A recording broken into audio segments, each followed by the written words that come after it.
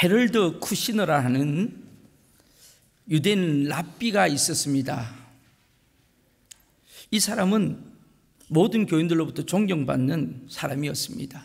그분이 쓴 책 제목이 착한 사람이 왜 고통을 받는가라는 제목의 책이 있습니다. 착한 사람이 왜 고통을 받는가? 이분 가정에 어느 날 큰 시련이 다가왔습니다. 3개월 된 어린 아들이 병에 걸려서 시름시름 알아가는 겁니다. 병원에서 진단을 받았더니 놀랍게도 그 검사 결과 이 아들이 걸린 병 이름이 조로증이라는 겁니다.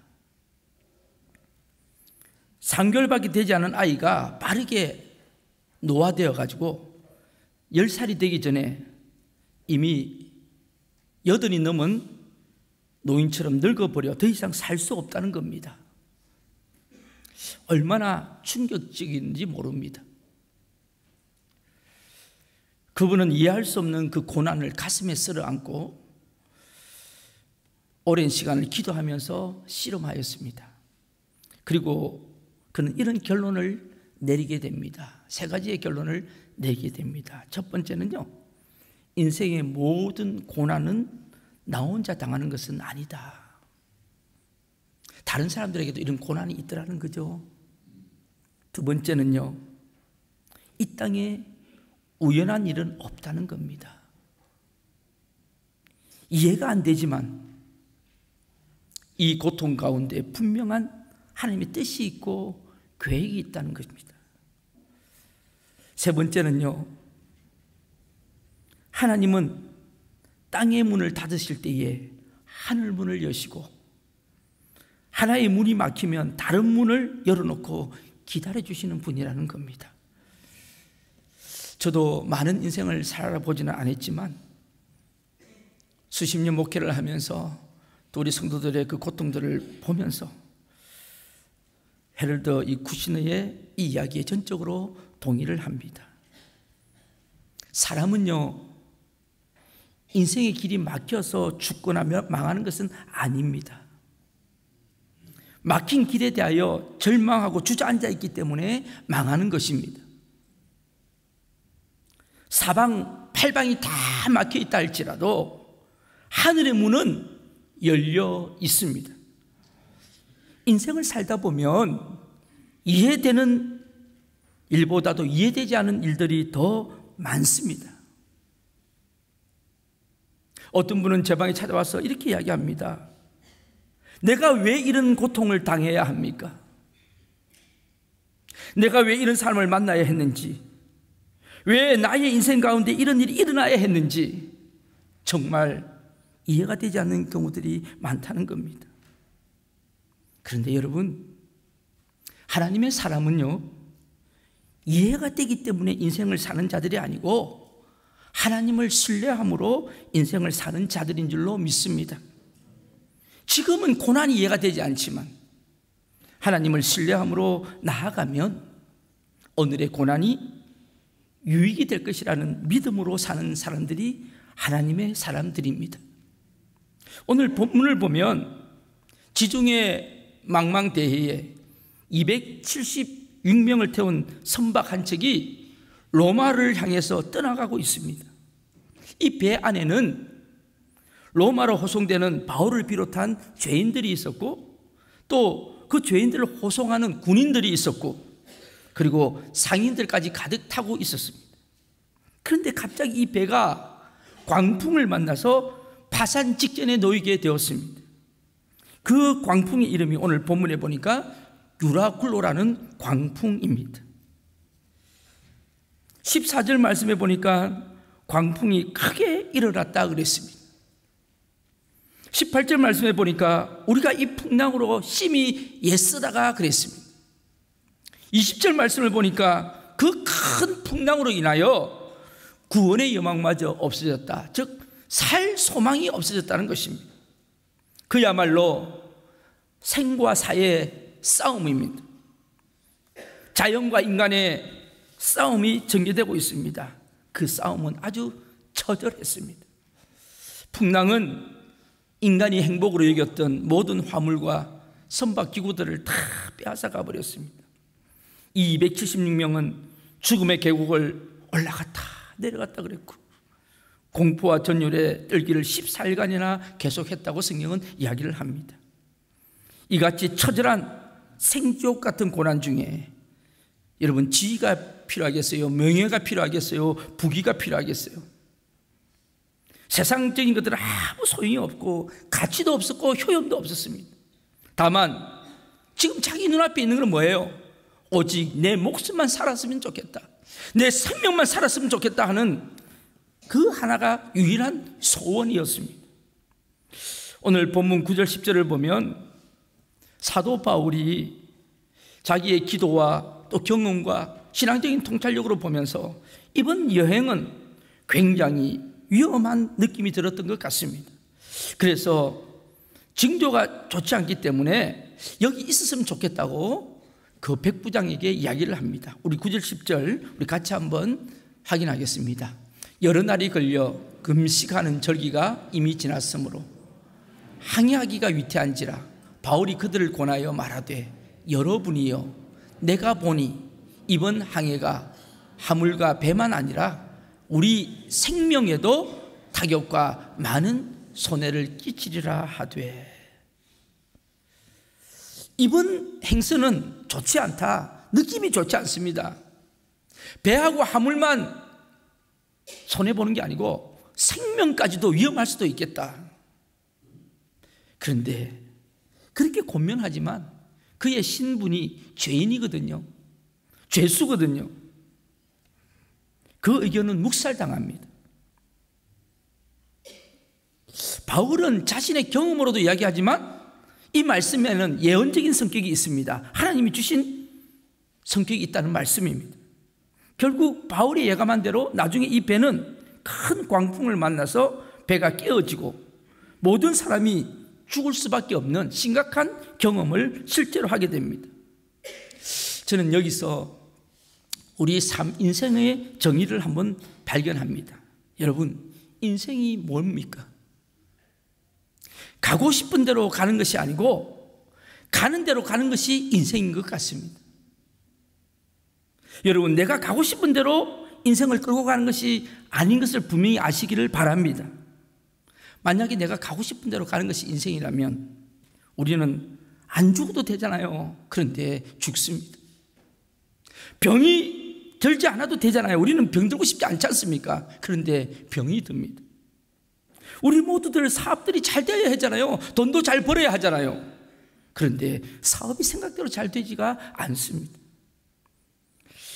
인간관계가 정말 잘 풀어져야 되잖아요. 내 생각대로라면.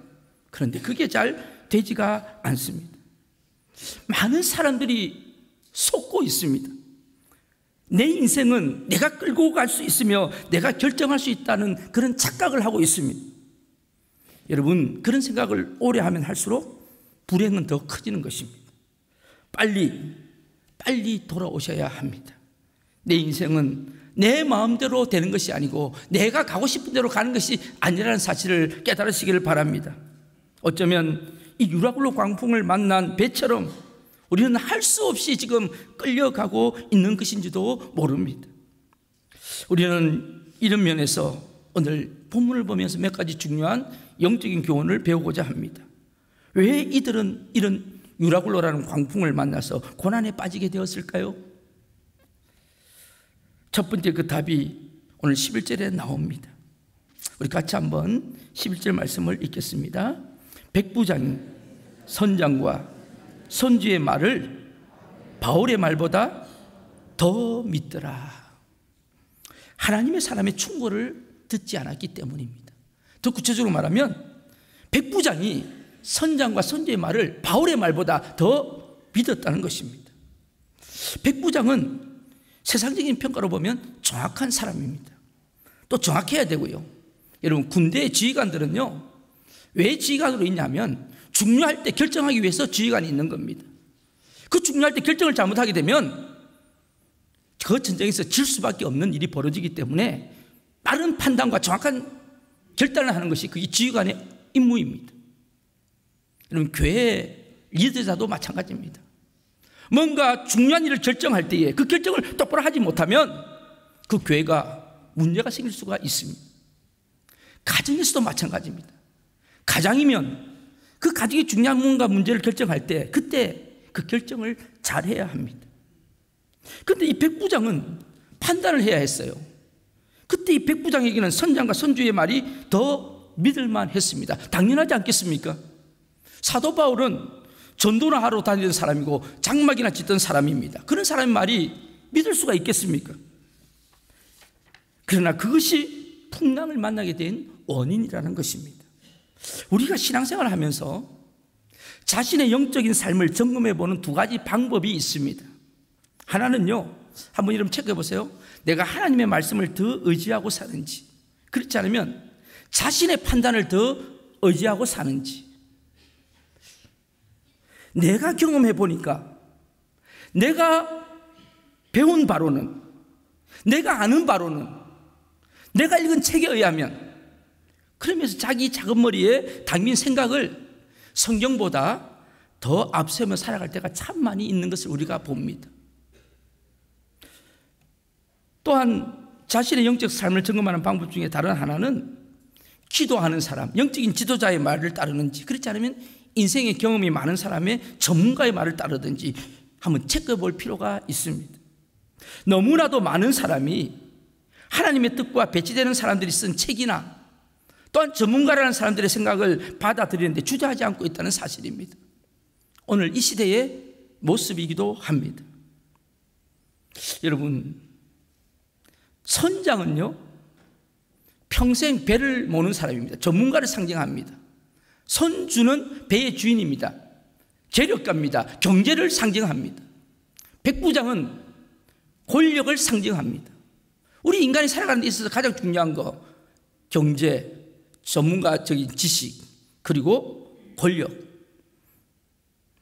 하나님의 사람의 충고를 듣지 않았기 때문에 이런 고난이 있다는 사실을 성경은 분명하게 말씀합니다. 물론 그 사람의 말을 따르는 것이 어려웠을지도 모르겠습니다. 여러분, 비전문가인 죄수가 뭐를 알겠어요? 선장과 선주의 말이 훨씬 더 좋은 충고가 되지 않겠습니까? 바로 그런 거예요. 왜 그들이 바울의 충고를 듣지 않았을까요? 자, 오늘 이 아침에 오늘 본문을 보면서 한번 생각해 보십시오. 왜 그들이 바울의 충고를 듣지 않았을까요? 잘 들으십시오. 세상 사람들은 하나님의 사람의 충고를 듣지를 않습니다. 믿음이 없는 사람들은 믿음의 사람들을 보는 눈이 없습니다. 믿음의 사람을 보는 눈이 있어야 합니다. 믿음의 사람은 믿음의 사람을 알아봅니다. 하나님의 사람은 하나님의 사람을 발견하는 눈이 있습니다. 바울은 하나님의 사람이었습니다. 그러나 백부장 율리오는 하나님의 사람을 보는 눈이 없었습니다. 그는 하나님의 사람이 아니었기 때문입니다. 그래서 그 바울의 충고가 그냥 일반적인 충고로 생각한 것입니다. 여러분은 어떠세요? 오늘 이 아침에 예배 드리는 여러분에게 한번 묻고 싶습니다. 여러분은 중요한 결정을 할 때 누구의 충고를 듣습니까? 또 누구의 충고를 듣고 오셨습니까? 누구와 의논하십니까? 어떤 일을 결정할 때 전문가를 동원해서 그들의 조언을 듣습니다. 여러분, 전문가의 의견을 듣는다고 이 세상이 다 잘 되어 갈까요? 만약에 말이죠, 그렇게 해서 세상 이치가 다 돌아가면 아마 우리나라를 비롯해서 전 세계 모든 나라들이 잘 되어야 합니다. 왜냐하면 다 전문가들이 일을 하고 있잖아요. 전문가는 꼭 필요합니다. 그런데 거기에 하나님의 뜻이 함께 있어야 할 줄로 압니다. 정치나 교육이나 사회나 경제 등 모든 문제에 대해서 목사가 뭘 알겠습니까?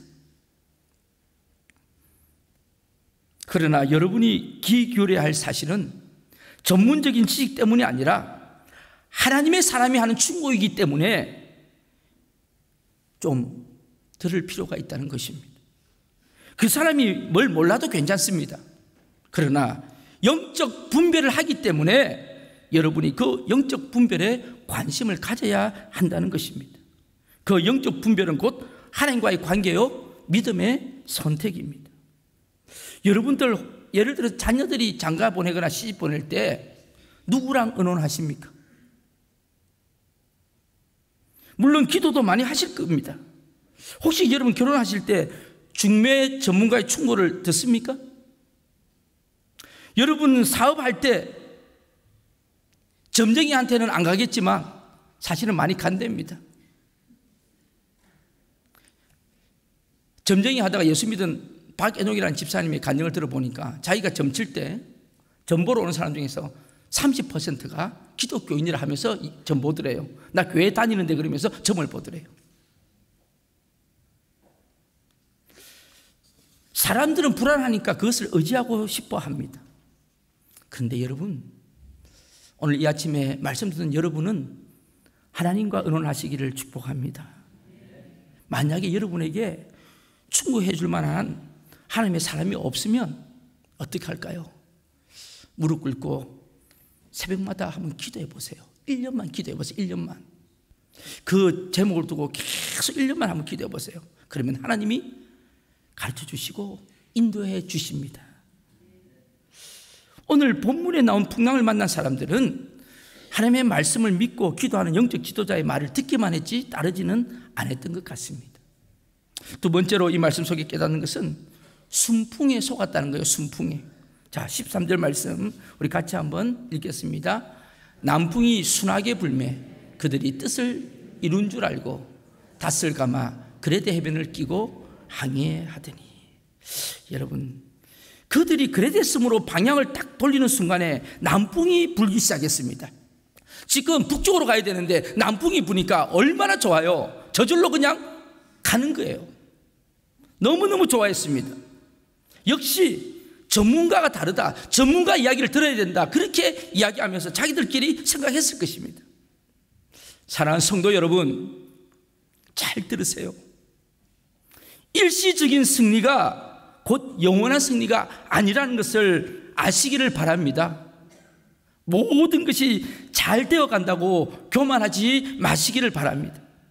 그것이 잘 되나 못 되나 보다는 그것이 하나님의 뜻에 합당한지, 그리고 그것이 성경적인 건지 판단을 하고 다시 생각해야 합니다. 일시적인 현상이 아니라 지속적인 현상이 되어야 한다는 말씀입니다. 여러분, 모든 것을 다 살피고 난 뒤에 결정해도 늦지 않습니다. 그래서 제가 늘 말씀드리잖아요. 인생은 속도가 아니고 뭐라고요? 방향이 중요하다. 방향이.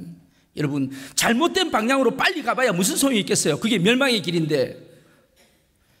인생은 뭐라고요? 속도가 아니고 뭐라고요? 방향입니다. 너무 조급히 결정하지 마시기를 바랍니다. 한 번 더 기도하고 결정하시기를 바랍니다. 사람들은요, 어려운 일에 부딪히면 먼저 사람을 찾습니다. 나중에 심각한 상황이 되면 그때서야 하나님을 찾습니다. 내가 한번 해볼 만하면 내가 해버립니다. 돈으로 해결할 수 있으면 바로 하나님을 찾지 않고 돈으로 해결합니다. 사람이 해결할 수 있는 것은 사람을 찾아 해결합니다. 하나님은 언제 찾는지 아십니까? 이것 해보고 저거 해보고 이것저것 해보고 다 안 될 때 마지막에 찾는 것이 하나님입니다. 저는 여러분에게 부탁드리고 싶습니다. 무슨 일을 하든지 늘 하나님이 제일 먼저 찾으시는 대상이 되시기를 축복합니다. 순풍에 속지 마시기를 바랍니다. 지금 여러분 내 사업이 조금 잘 된다고, 우리 가정이 조금 잘 나간다고 그렇게 속지 마시기를 바랍니다. 여러분, 광풍을 만나면 인생의 이 청각 주파수를 바꾸어야 합니다. 지금까지는 세상 소리에 더 귀를 기울였다면 이제는 하나님 말씀보다 사람의 말을 더 신뢰했다면 이제는 하나님에게로 주파수를 바꾸셔서 하나님의 말씀을 청종할 수 있기를 바랍니다. 인생의 광풍이 왜 불까요? 세 번째 교훈입니다. 오늘 12절 말씀에 그 원인이 나와 있습니다. 우리 같이 한번 12절 말씀 같이 읽겠습니다. 그 항구가 겨울을 지내기에 불편하므로 거기 있었던 아무쪼록 베닉스에 가서 겨울을 지내자 하는 자가 더 많으니 베닉스는 그레데 항구라 한쪽은 서남을 한쪽은 서북을 향하였더라. 여러분, 육신의 안일만을 찾으면 광풍을 만나게 됩니다. 오늘 본문이 나오기 전에요, 1절부터 보면 바울이 배를 타고 가다가 어려움을 겪었어요. 안 겪은 게 아니에요. 지금 파도가 쳐가지고 피한 곳이 미항이라는 곳입니다. 미항. 근데 그 미항이 도착해 보니까 너무 항이 좁아요. 작아요. 276명이 머물라고 하니까 너무 좁아요. 호텔도 별로 없고 특히 위락시설이 없어. 재미난 시설이 없어. 너무 좁아요. 그래서 여기 있으니까 재미가 없을 것 같아. 재미가. 그래서 많은 사람들이 여기 있지 말고 한 65km만 더 가면 이 페닉스라는 항이 있는데 거기 가면 호텔도 많고 재미난 것도 많으니까 그리로 가자. 많은 사람들이 다 그렇게 가자고 동의를 합니다. 그래서 그리로 가게 됐다는 것입니다. 여러분, 다수의 의견이 꼭 맞는 것은 아닙니다. 이 사람들이 왜 자꾸 그곳으로 가자 합니까? 불편하기 때문에. 조금이라도 육신이 편한 곳을 쫓아가는 사람들이, 이것이 사람들의 일반적인 생각입니다. 내가 조금 더 편한 곳, 내가 조금 더 안심하고 안주할 수 있는 곳, 내가 조금 더 모든 일에서 억압받지 않을 수 있는 곳, 그곳을 향해 사람들은 옮겨가기를 원합니다. 그런데 여러분, 그게 꼭 죄라고는 할 수 없지만 그것이 지나치면 욕심이 될 수 있다는 것을 아셔야 합니다. 육신이 향하는 곳을 향하여 걸어가다 보면 결국 광풍을 만날 수가 있다는 것입니다. 결국 이들은 불편함을 피하고 육신적인 즐거움과 편안함을 추구하다가 광풍을 만났습니다. 이것이 인생입니다. 여러분, 어느 날 갑자기 들이닥친 광풍을 막을 수가 없습니다. 사람들은 그것을 피하기 위하여 여러 가지 방법으로 애를 씁니다. 안 될 때는 이것도 안 되고 저것도 안 됩니다. 사업이 안 될 때는 이거 해봐도 안 되고 저거 해봐도 안 됩니다. 그때 여러분 아무 생각이 없잖아요. 오늘 폭풍 중에 있는 이 사람들이, 배에 탄 사람들이 무슨 생각을 했겠어요? 이제 우리는 죽었다. 이제 끝났다. 여러분, 이제는 우리는 죽게 되었다. 바로 내가 무력하다는 것을 깨닫습니다. 참, 내 존재가 왜 이렇게 무력하냐? 노 젓는 대로 배가 안 갑니다. 닷을 세우는 대로 배가 가지를 않습니다. 방향이 잡히지가 않습니다. 이것이 바로 인생의 유라굴로 광풍입니다. 여러분 중에, 오늘 이 자리에 앉아 있는 분들 중에 이미 유라굴로 광풍을 겪고 있는 분도 있고 겪은 분들도 있으실 것입니다. 인생의 시련 앞에서 인간이 할 수 있는 것은 아무것도 없습니다. 나의 노력, 내 의지, 나의 성실, 나의 방법이 통하지 않는 무력함을 느끼는 것입니다. 저는 말씀을 준비하면서 깨닫습니다. 인생이 언제부터 눈을 뜹니까? 내가 할 수 있는 것이 없다는 것을 깨달을 때부터 인생의 눈을 뜨게 되는 것입니다. 이것이 바로 율법과 은혜의 관계입니다. 아무리 인간적인 행위로 구원을 받으려고 해도 인간의 몸은 그 율법을 이룰 수가 없는 것을 깨닫는 것입니다. 그래서 우리 주님이 필요한 거죠. 본문에서 광풍을 만난 이 배는 살기 위해서 가만히 있는 건 아니잖아요. 여러분 오늘 보세요.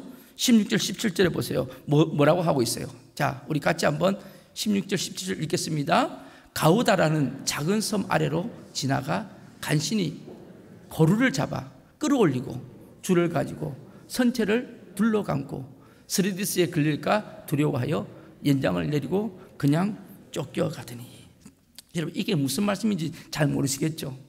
저는 이게 무슨 말인지 정말 실감이 납니다. 저는 해군에 근무하면서 배를 타봤기 때문에 이게 뭐를 이야기하는지 충분히 이해가 됩니다.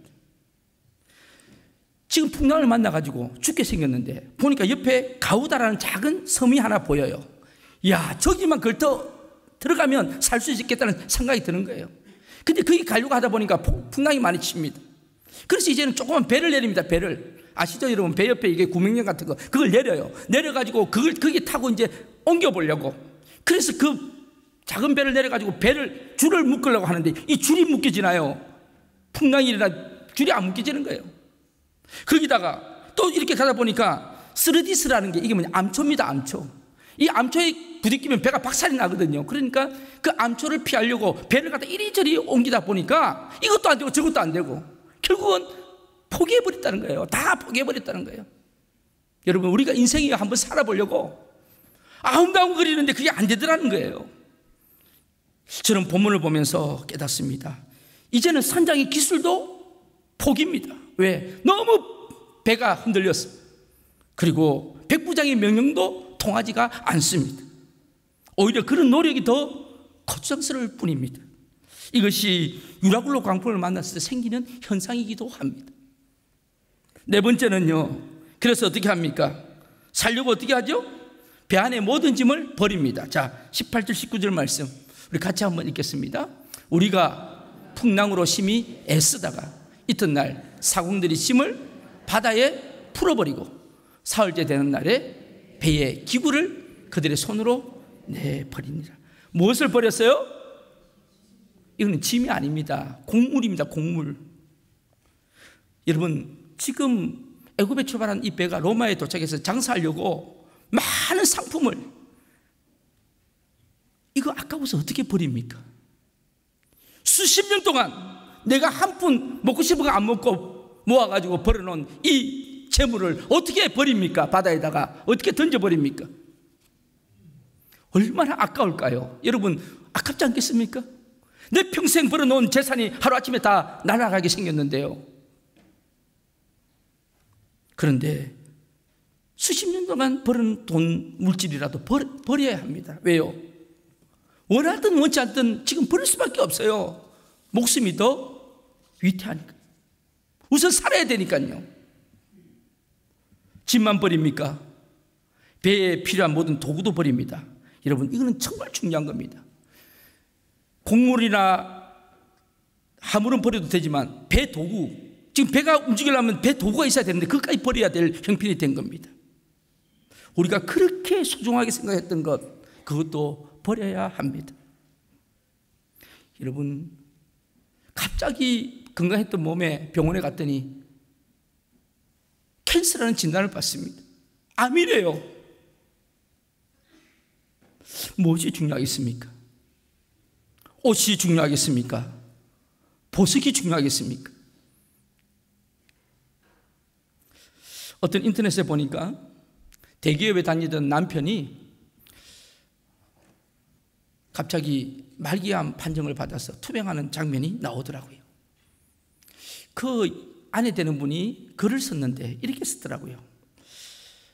내 지금 장롱 안에는 명품 백들이 잔뜩 있고 명품 옷들이 가득 있고 그리고 명품 그릇들이 주방에는 가득 있었습니다. 그리고 자기 집은 인테리어를 얼마나 예쁘게 했는지 잡지책에 이달의 아름다운 집에 선정이 되어가지고 자기 집이 소유가 될 정도로 집을 아름답게 꾸며나왔습니다. 그런데 그 남편이 말기암 판정을 받고 병원에 몇 개월째 누워있으니까 이분이 이렇게 글을 썼어요. 지금 병실에서 내가 필요한 거는 종이컵, 그리고 일회용 접시, 일회용 그릇, 그리고 옷은요 그냥 편안하게 입을 수 있는 추리닝 옷, 다른 게 필요 없더라는 거예요.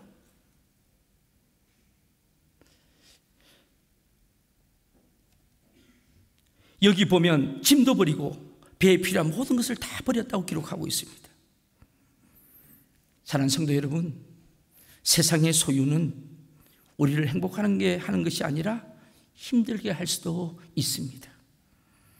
그리스도 소유만이 우리를 영원히 행복하게 합니다. 마지막으로는 절망입니다. 절망. 자, 20절 말씀 우리 같이 한번 읽겠습니다. 20절 말씀입니다. 여러 날 동안 해도 별도 보이지 아니하고 큰 풍랑이 그대로 있음에 구원의 여망마저 없어졌더라. 이 구원이라는 말은 살 소망마저 없어졌더라. 배를 타보신 분은 아시겠지만은 그 배가 날씨가 좋고 이렇게 잔잔할 때는 굉장히 천국같이 보이지만 그 배에 풍랑이 일어나고 파도가 치기 시작하면 그 배는 지옥입니다. 아십니까? 옛날 군함 탈 때 그런 이야기를 들었어요. 수병들이 처음 배를 타가지고 너무 고통스러우니까 배는 피난처가 없거든요. 차는요 가다가 멀미하면 그냥 내리면 되잖아요. 수도해서 그냥 내리면 되는데 배는 피할 데가 없어요. 온 배가 다 흔들리니까. 그래서 어떤 수병 그냥 바다에 뛰어내렸다는 이야기예요. 너무 고통스러워가지고. 여러분, 낮에 해만 안 보여도 마음이 뒤숭숭한데 밤에 아무것도 보이지 않는 칠흑 같은 어둠이라고 생각해 보세요. 참 고통스럽습니다. 그것도 하루 이틀만 지나면 참으면 되는데 14일째 그렇다면 여러분 생각해 보세요. 저는 소위 때 고속등을 탔습니다. 동해에서 배를 탔습니다. 밤 10시가 되면 출항을 합니다. 동해 묵호항에 출항을 해서 그리고 한두 시간 바다로 나가서 온 배에 불을 다 끄고 12시부터 새벽 4시까지 배 그냥 바다에 떠 있습니다. 그게 근무하는 겁니다. 왜 그런지 아십니까? 간첩들이 선들이 들어올까 봐 동해 바다를 그렇게 지키는 겁니다.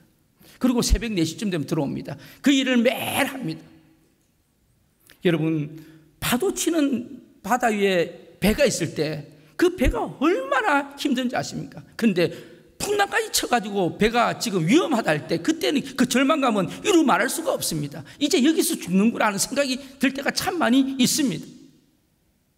그 절망감이 우리 삶에도 있고 그 공포감이 얼마나 큰지 아십니까? 한국에 있을 때요, 이 죽음에 대한 공포감이 얼마나 큰지 우리 여신도 되시는 그 남동생 부인이 암 판정을 받았대요. 그렇게 대단한 암은 아니에요. 초기 암이에요. 그런데 그 부인이 저한테 우리 여신도를 통해서 연락이 왔어요. 기도 한번 해줄 수 있냐고. 왜 그러시냐 했더니 밤에 잠을 못 잔다는 거예요. 잠을. 그래서 제가 신방을 갔습니다. 왜 잠을 못 자는지 여쭤봤어요. 그분 입에서 이런 이야기를 하더라고요. 목사님, 제가요 암 판정을 받고요 밤에 이렇게 잠에 눈을 감으려고 하니까 눈을 감으면 내일 못 뜨면 어떡하나 하는 생각이 들어가지고 내가 이렇게 눈 감고 이렇게 죽으면 어떡하나 하는 생각이 들어서 눈을 못 뜨겠다는 겁니다. 눈을 못 감겠다는 겁니다. 그래서 잠을 못 잔다는 거예요. 잠은 엄청나게 오는데 편안히 잠을 잘 수가 없다는 거예요. 이해가 되지 않습니까? 그래서 제가 복음을 제시하고 그리고 제가 책을 하나 사갖고 가서 자, 여기 보세요. 이렇게 읽으시고 밑에 여기 기도문 있죠? 이 기도문 기도하시고 그리고 한번 해보세요. 한 2, 3일 지나면서 연락이 왔습니다. 이제는 눈을 감고 잠을 잘 수가 있다는 거예요. 여러분, 절망도요, 큰 절망이 오면 잠을 못 잡니다. 오늘 이 아침에 우리가 만약에 그 배에 타고 있다면, 오늘 이 배에 타고 있다면 우리 심정은 어떠했겠습니까? 바로 그것이 인생이라는 겁니다. 그것이 인생의 본질이요, 하나의 실존이라는 것입니다. 이런 것을 주장하는 사람들이 실존주의자들입니다. 그들은 이렇게 인생을 이야기합니다. 한번 들어보실래요? 기차가 오지 않는 기차를 시골의 한 역에서 그냥 기다리고 있습니다. 영원히 기다리고 있습니다. 소망도 없고 의미도 없이 그렇게 기다리다가 죽는 것, 이것이 바로 인생이라고 이야기를 합니다. 여기서 우리는 그런 것들을 보게 됩니다. 모든 것을 다 잃어버리고 모든 노력과 의지가 다 숲으로 돌아갈 때 그 사람의 마음은 오히려 홀가분해질 때가 있습니다. 여러분 그런 경험 해보셨어요? 다 그냥 포기하고 다 내려놓고 이제는 끝났다 할 때 그때가 오히려 마음이 편안해질 때가 있습니다. 여러분 그때 우리는 하나님을 발견하게 됩니다. 하나님, 나 여기 있습니다. 나는 지금 손발 하나 꼼짝할 기력이 없습니다. 내 몸 하나도 움직일 수 없는 무력한 자입니다. 이렇게 고백할 때 여러분 구원이 시작되는 것입니다. 여기서 하나님의 군대들이 나타나기를 시작합니다. 에스겔은 포로로 잡혀갔어요. 소망이 없었습니다. 이제는 절망입니다. 그때 하늘문이 열리고 먹구름 틈 바구니 속에서 한 은빛 광채가 나타나는 것을 보았습니다. 하나님의 보좌가 있고 내 생물이 있고 하나님의 군대가 360도를 회전하면서 움직이는 영광스러운 그런 나라를 에스겔이 봅니다. 바로 이것이 구원입니다. 사랑하는 성도 여러분, 아직도 무엇을 주장하고 내가 뭔가 할 수 있다고 이론을 세우고 그렇게 반항할 기력이 아직 남아있는 분들이 계십니까? 빨리 포기하시기를 바랍니다. 내 인생의 삶의 생사하복은 하나님 손에 달렸다는 것을 인정하시고 여러분이 포기하실 때 그때가 하나님의 은혜를 받을 때인 줄로 믿습니다.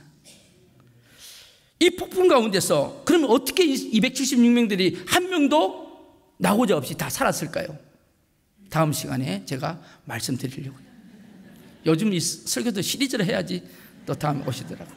기도하시겠습니다.